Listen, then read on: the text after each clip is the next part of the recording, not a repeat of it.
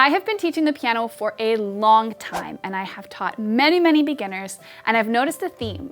I've noticed 3 things that most beginner piano players do that are mistakes. So I'm going to talk you through these 3 common mistakes and what you can do to either avoid, prevent, or solve them. The first mistake is rushing. So this is especially common for adult learners.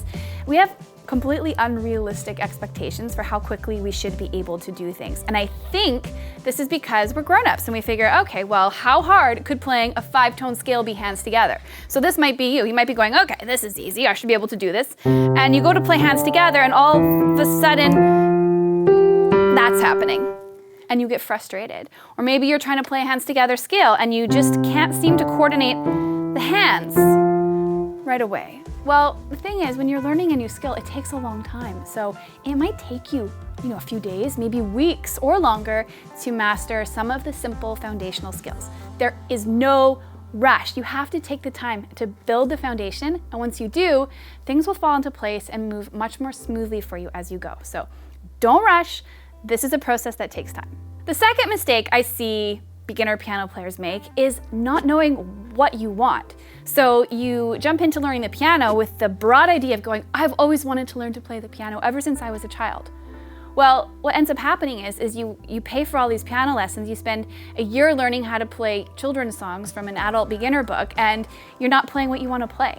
So before you begin, figure out what on earth it is you want to be able to do. Do you want to accompany yourself while you sing? Do you want to be able to play Bach like a boss? Whatever it is, you need to define those goals so that you can communicate them to your teacher, or you can use them to help you find the best way of learning for you. So to help with this, I'm going to attach a great little goal chart for you you can download as a part of this lesson to help you define your goals. The third mistake that I see beginner piano players make is when it comes to technique. So the technique skills maybe are not where they need to be in order to support the goals that you have. So don't get me wrong, I am a huge fan of quick wins, and we have tons of lessons here for you that will provide you with just that. But if you're serious about learning to play the piano, you need to have a really good technical foundation. So this ties in really well with my second point about knowing what you want. So if you want to be able to play songs by ear using chords, then you need to have a really solid foundation in chords and triads. You need to be practicing chord inversions all the time because that's going to set you up for success to be amazing at playing using chords.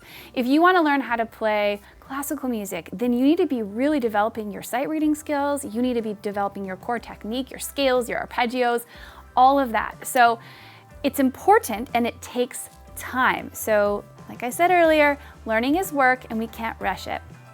Your technical practice should be a part of your daily routine as a serious piano player. So make sure you fit in those quick wins because you gotta feel good and happy, but also be sure to be spending the time focusing on what's gonna help you become the piano player that you wanna be.